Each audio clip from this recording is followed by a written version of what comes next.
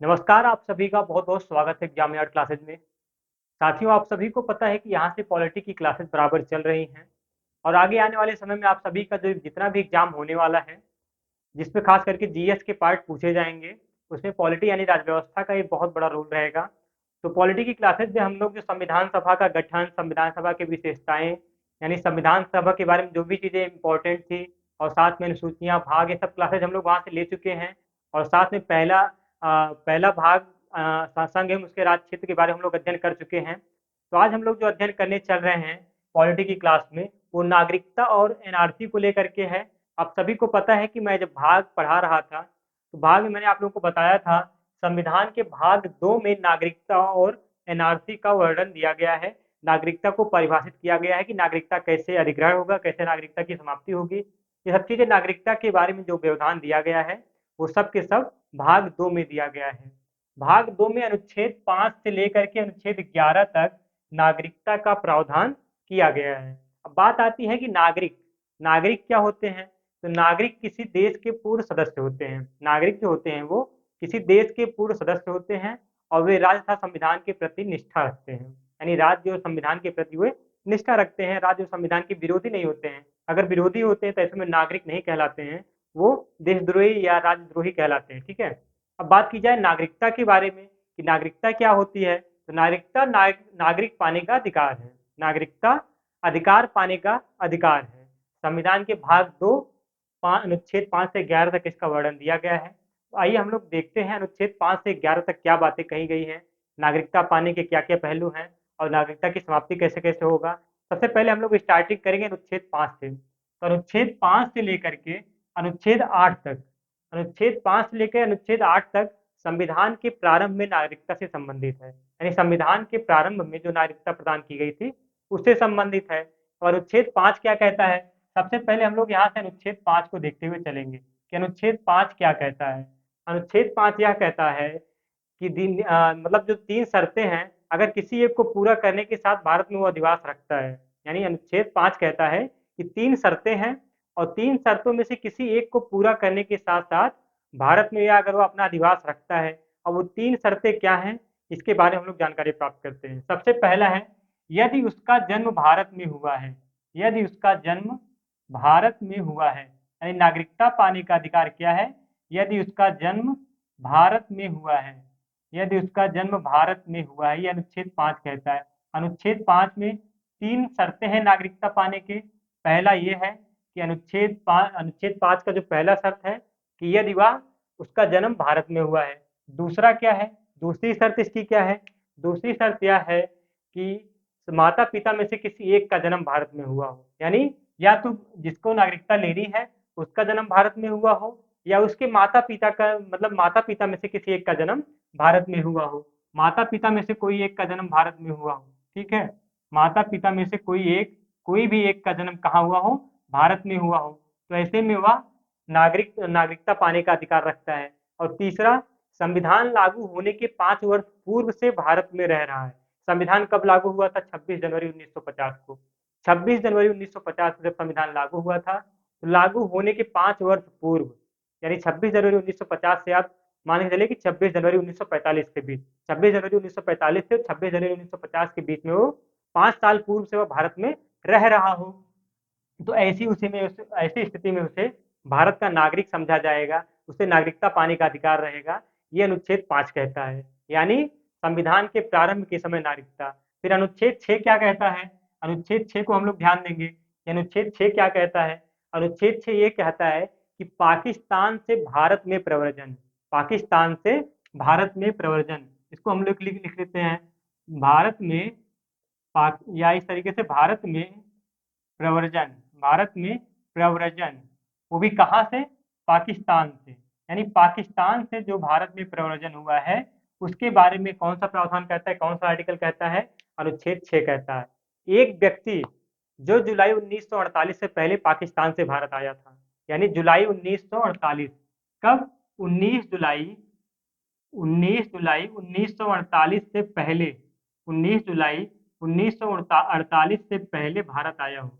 यानी पाकिस्तान और भारत का जब विभाजन हुआ था आज़ादी के समय में, तो यानी एक व्यक्ति जो 19 जुलाई 1948 से पहले पाकिस्तान से भारत आया था और यदि 19 जुलाई 1948 के बाद प्रवासित हुआ, यानी 19 जुलाई 1948 के बाद प्रवासित हुआ, 19 जुलाई 1948 के बाद प्रवासित हुआ, तो ऐसे में उसे पंजीकरण करने की आवश्यकता है। क्या है?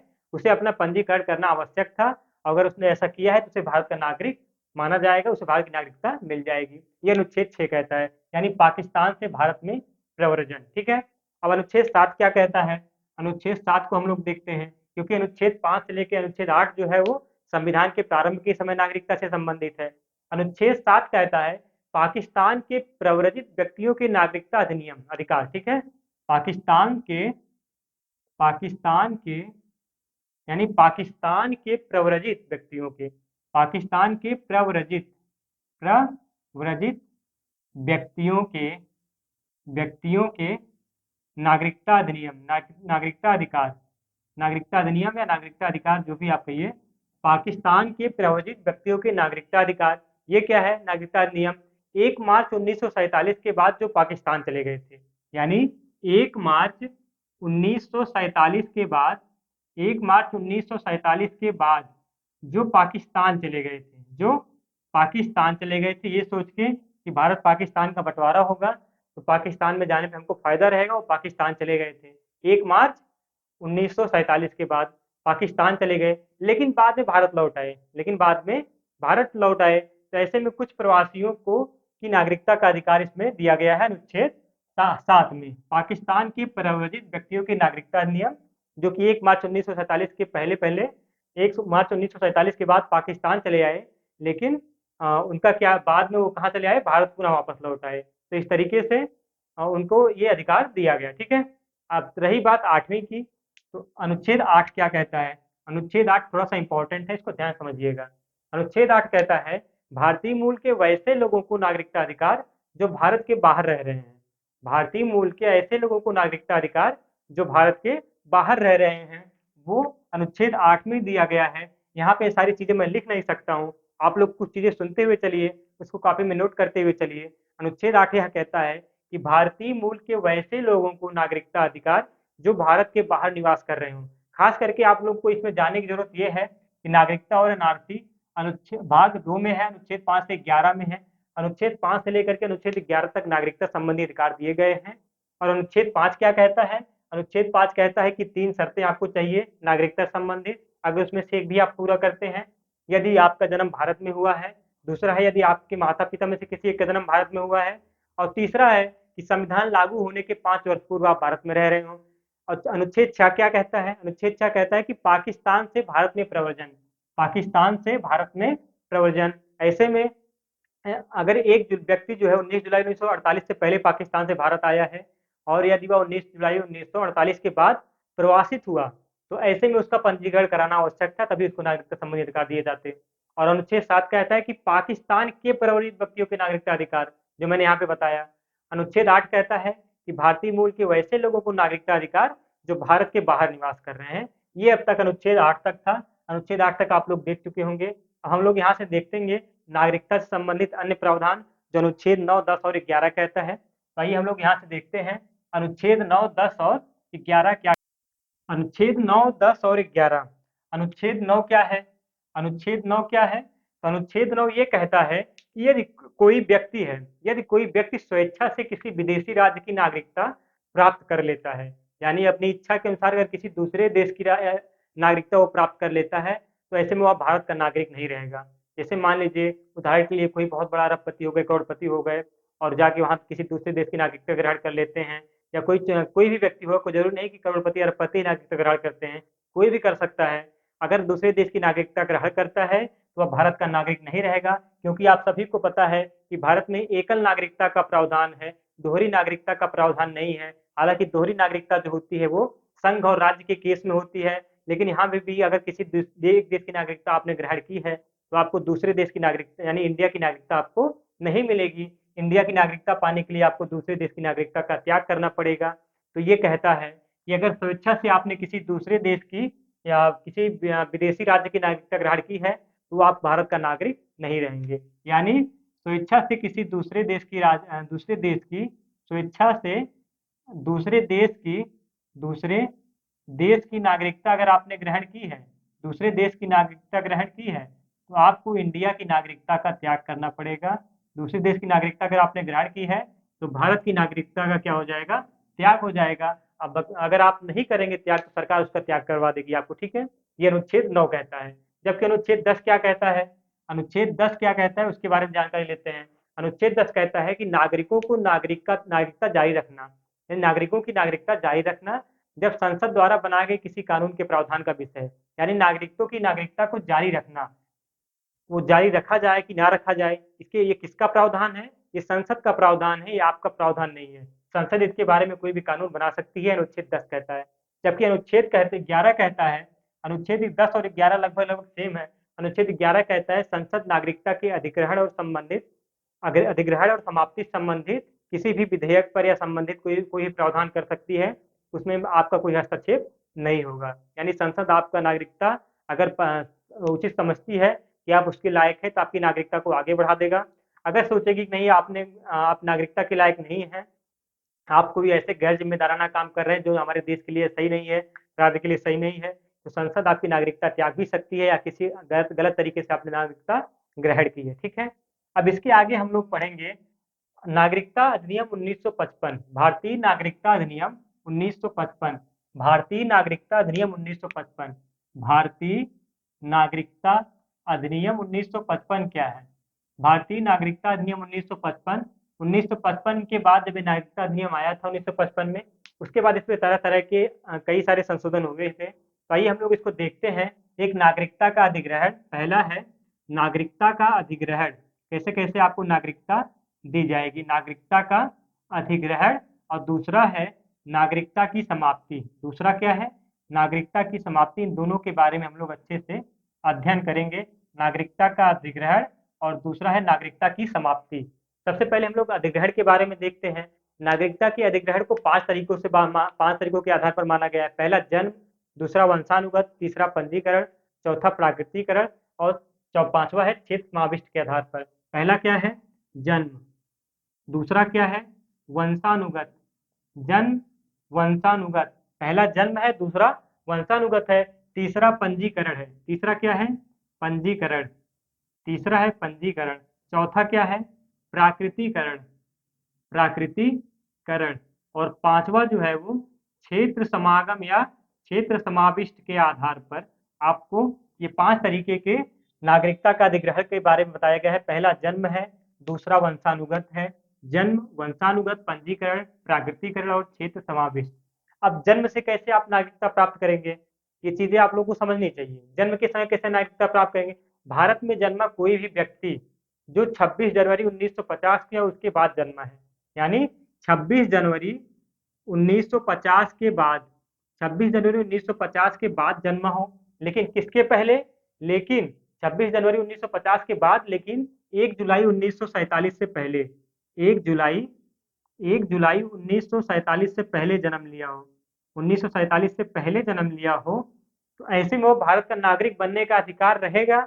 यदि कैसे, यदि उनमें भले ही उसकी माता पिता की राष्ट्रीयता कुछ भी हो, यानी अगर जो बच्चा या जो बच्चियां 26 जनवरी 1950 के बाद जन्म लिया हो और 1 जुलाई 1987 से पहले जन्म लिया हो, और उसके माता पिता की राष्ट्रीयता कुछ भी हो, कुछ भी हो, किसी भी देश की राष्ट्रीयता हो, तो उनको नागरिक माना जाएगा। लेकिन दूसरा क्या है इसमें, दूसरा ये कहता है कि अगर 1 जुलाई 1987 के बाद, 1 जुलाई 1987 के बाद और 3 दिसंबर 2004 के बीच हो, 3 दिसंबर 2004 के बीच में हो, यानी अगर इसके और इसके बीच में है, अगर इसके और इसके बीच में है, तो नागरिकता मतलब माता पिता की राष्ट्रीयता कुछ भी हो, कोई दिक्कत नहीं है, किसी भी देश के नागरिक हो। लेकिन अगर 1 जुलाई 1987 से 3 दिसंबर 2004 के बीच हो, तो माता पिता में से कोई एक, माता पिता में से कोई एक जो है वो भारत राज्य का, भारत संघ का उसे नागरिक होना पड़ेगा। जबकि दूसरी बात है, 3 दिसंबर 2004 के बाद अगर किसी ने जन्म लिया है, तो उसके माता पिता दोनों की राष्ट्रीयता क्या होनी चाहिए, भारतीय होनी चाहिए। तो माता पिता दोनों की राष्ट्रीयता भारतीय होनी चाहिए, ये फर्क है। ये पहला आपका कॉन्सेप्ट है जन्म से, ठीक है। तो जन्म के बेस पे आपको नागरिकता देता है, यानी एक 26 जनवरी 1950 के बाद और 1 जुलाई 1987 के बीच में अगर जन्म लिया है, तो माता पिता की राष्ट्रीयता कुछ भी हो। अगर 87 से 2004 के बीच में जन्म लिया है तो माता पिता में से कोई एक की राष्ट्रीयता भारतीय होनी चाहिए। अगर 2004 के बाद जन्म लिया है तो माता पिता दोनों की नागरिकता भारतीय होनी चाहिए, तभी उसको नागरिकता का अधिकार मिलेगा। ठीक है, ये हो गया जन्म से। अब वंशानुक्रम के बारे में क्या है, वंशानुगत क्या है? वंशानुगत जो है वो कोई भी व्यक्ति जो भारत के बाहर 26 जनवरी 1950 के उसके बाद तथा 10 दिसंबर 1992, यानी इसमें कोई कॉन्सेप्ट है 26 जनवरी 1950 के बाद लेकिन 10 दिसंबर 1992 के बीच में, 26 जनवरी 1950 या के बाद या 10 दिसंबर 1992 के बीच में अगर उसने जन्म लिया है, ठीक है, 1992 के पहले पैदा हुआ है या बीच में पैदा हुआ है, तो उसके माता पिता के समय भारत मतलब और जिसके माता पिता जन्म के समय भारत के नागरिक हो, यानी माता पिता जन्म के समय भारत के नागरिक हो और भारत के नागरिक होने के साथ साथ उसे वंश के आधार पर भारतीय नागरिकता उसको दी जाएगी, यानी वंश के आधार पर उसे भारतीय नागरिकता दे दी जाएगी अगर इसके बीच में इसका जन्म हो और साथ ही भारत उसके माता पिता भारत के नागरिक हो तो, ठीक है, उसके जन्म के समय, तो उसको वंशानुगत के आधार पर उसको दे दिया जाएगा। जबकि पंजीकरण क्या है? पंजीकरण है कि कोई व्यक्ति जो अवैध प्रवासी नहीं है, कोई भी व्यक्ति जो अवैध प्रवासी नहीं है और उसे आवेदन पर केंद्र सरकार द्वारा नागरिक के रूप में पंजीकृत किया जा सकता है। यानी अगर किसी भी देश का अवैध प्रवासी नहीं है तो उसे अब पंजीकरण नागरिक मतलब उसको पंजीकरण के आधार पर केंद्र सरकार द्वारा उसे नागरिक के रूप में पंजीकृत किया जा सकता है। और प्राकृतिकरण क्या है? प्राकृतिकरण का बेस यहाँ पे क्या है? तो प्राकृतिकरण किसी व्यक्ति को आवेदन पर केंद्र सरकार द्वारा देशीकरण का प्रमाण पत्र दिया सकता है। इस बात को नोट करिए, किसी भी व्यक्ति को प्राकृतिकरण द्वारा या एक तरीके से कहा जाए तो मतलब आवेदन पर केंद्र सरकार द्वारा देशी प्रमाण पत्र दिया सकता है, इसे प्राकृतिकरण कहते हैं। और क्षेत्र समाविष्ट के आधार पर क्या होता है? तो क्षेत्र समाविष्ट यहाँ पर दिया गया है, यानी एक क्षेत्र के निगमन द्वारा यदि कोई नया क्षेत्र भारत का हिस्सा बनता है, जैसे मान लीजिए पीओके भारत का हिस्सा बन जाए, तो पीओके के लोगों को भारत का नागरिकता दे दिया जाएगा, पीओके को भारत का नागरिकता दे दिया जाएगा, यानी नए क्षेत्र की समाविष्टि पर। ठीक है, इसके अलावा हम लोग यहाँ पे देखते हैं नागरिकता की समाप्ति को लेकर के, नागरिकता की समाप्ति को लेकर के नागरिकता की समाप्ति कैसे की जाएगी?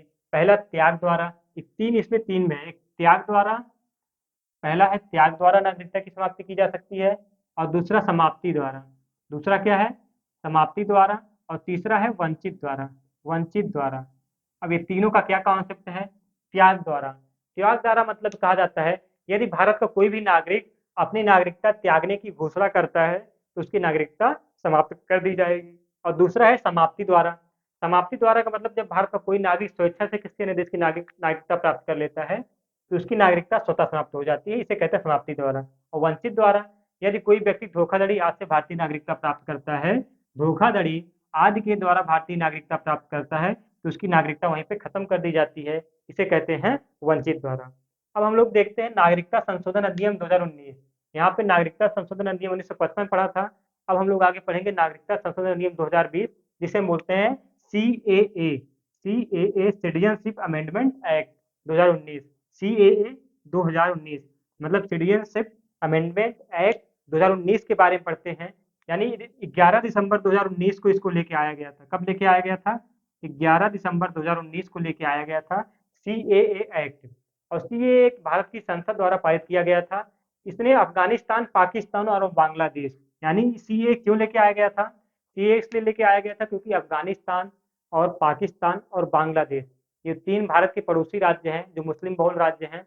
इनमें जो अल्पसंख्यकों को, जो अल्पसंख्यक में खास करके हिंदू हो गए, सिख हो गए, ईसाई हो गए, बौद्ध हो गए, ये सब जो लोग हो गए, इनको वहाँ पे जो प्रताड़ित किया जा रहा था, वो जो वहाँ से भारत चले आए हैं, वहाँ से प्रताड़ित होकर भारत चले आए हैं, ऐसे लोगों को भारत की नागरिकता देने के लिए ये CAA बिल लाया गया। 11 दिसंबर 2019 को पारित हुआ और इसके तहत उन अल्पसंख्यकों को जो भारत में आके बसे हैं उनको कानून मतलब उनको ये अधिकार देगा भारतीय संसद कि उनको नागरिकता का अधिकार दिया जा सकता है। इसलिए ये कानून लेके आया गया था CAA, मतलब जो वहाँ पे अफगानिस्तान और बांग्लादेश और पाकिस्तान, तो यहाँ से अल्पसंख्यक जो प्रताड़ित हो रहे थे उनको नागरिकता देने के लिए ये लेके आया गया था। लेकिन ध्यान देने वाली बात यह है कि इसमें मुस्लिम समुदाय के लोग नहीं रहेंगे। ऐसे ये नहीं कि पाकिस्तान और अफगानिस्तान और बांग्लादेश से कोई मुस्लिम चला है तो उसको भी नागरिकता दी जाए। मुस्लिम को छोड़ करके जितने भी अल्पसंख्यक हैं जो पाकिस्तान, अफगानिस्तान, बांग्लादेश से आए हैं उनको नागरिकता देने के लिए ये CAA अमेंडमेंट 2019 लेके आया गया था,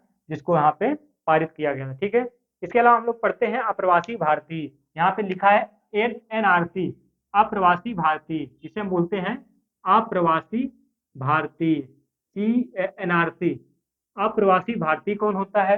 अप्रवासी भारतीय को हम लोग बोलते हैं non resident Indian, non resident Indian, non resident non resident Indian. ठीक है, नॉन रेजिडेंट इंडियन बोलते हैं। अब वे ऐसे भारतीय नागरिक जो नौकरी, शिक्षा, व्यवसाय आदि प्राप्त करने के उद्देश्य से विदेश में चले जाते हैं और 182 दिन अथवा उससे अधिक समय तक एक साल में 182 दिन अथवा उससे अधिक समय तक विदेश में बिताते हैं और जिनके पास भारतीय पासपोर्ट होता है, यानी उनके पास भारतीय पासपोर्ट होता है, तो ऐसे में वो अप्रवासी भारतीय बोले जाते हैं, NRI बोले जाते हैं। कभी कभी आप सुनते होंगे कि NRI, अप्रवासी भारतीय, यानी जो नौकरी, शिक्षा, व्यवसाय इन सब के उद्देश्य से विदेश जाके रहते हैं, वहाँ पे पढ़ते लिखते हैं, नौकरी चाकरी करते हैं, लेकिन साल में उसका एक लिमिट दी गई है कि 182 दिन या उससे अधिक समय तक अगर रह रहे हैं और साथ में उनके पास भारतीय पासपोर्ट है, तो उन्हें अप्रवासी भारतीय बोला जाएगा। उन्हें बहुत सारी छूट भारत में आने के लिए दी जाएंगी। ठीक है, इसे बोलते हैं अप्रवासी भारतीय। एक होता है भारतीय मूल के व्यक्ति, जिन्हें बोलते हैं PIO, PIO, इन्हें बोलते हैं भारतीय मूल के व्यक्ति, person of Indian origin, person of Indian origin. जैसे अगर आप क्रिकेट के शौकीन होंगे तो केशव महाराज दक्षिण अफ्रीका में एक ऐसा प्लेयर है जो भारतीय मूल के ओरिजिन माने जाते हैं, जिनके दादा जो है यही यूपी के सुल्तानपुर जिले से रिलेटेड हैं, तो उनके उनको PIO बोला जाता है, भारतीय मूल के ओरिजिन बोला जाता है। एक व्यक्ति जो स्वयं या जिनके पूर्वज कभी भारत के नागरिक थे, एक व्यक्ति जो स्वयं है जिनके पूर्वज कभी भारत के नागरिक थे, लेकिन वर्तमान में किसी लोग किसी और दूसरे देश के नागरिक बन गए हैं और साथ में उस देश की ये लोग पासपोर्ट भी रखते हैं। उस देश का जिसके नागरिक हैं उसका पासपोर्ट अगर उन लोगों के पास है, तो ऐसे में उनको बोला जाएगा भारतीय मूल के व्यक्ति, यानी पर्सन ऑफ इंडियन ओरिजिन उनको बोला जाता है। तो इस तरीके से आप लोग NRI और PIO यानी भारतीय मूल के व्यक्ति, इन सब में थोड़ा सा डिफरेंस आप लोगों को आना चाहिए क्या होता है। और साथ में नागरिकता संशोधन अधिनियम 1955 को आप लोगों ने ध्यान देखा। तो अगली क्लास में जो हम लोग क्लास रहेगी वो मूल अधिकार या मौलिक अधिकार के ऊपर रहेगी, जहाँ से एग्जाम में बहुत सारे क्वेश्चन बनते हैं, एक एक अनुच्छेद जो इम्पोर्टेंट होता है वहाँ से हम लोग अगली क्लास लेंगे। आशा करता हूँ यहाँ से जानकारी आप लोगों को समझ में आई होगी, यहाँ से चीज़ें आप लोगों को समझ में आया होगा। अगली क्लास जो हमारी रहेगी मौलिक अधिकार, बहुत इंपॉर्टेंट क्लास होने वाली है। आप लोग इस वीडियो को लाइक करना जरूर करिएगा और साथ में वीडियो को शेयर करना ना भूलिएगा। आशा करता हूँ कि यहाँ से चीज़ें आपको आसानी समझ में आ रही होंगी। आगे की जो क्लासेज रहेंगी वो आपको रेगुलर यहाँ से मिलती रहेंगी। अब यहाँ से चीज़ें आपको रेगुलर मिलेंगी और साथ में आगे की जितनी भी क्लासेज हैं सब बहुत ही इंपॉर्टेंट हैं। तो आशा करता हूँ आप लोग यहाँ से जुड़े रहेंगे। आप लोगों का बहुत बहुत शुक्रिया, बहुत बहुत धन्यवाद।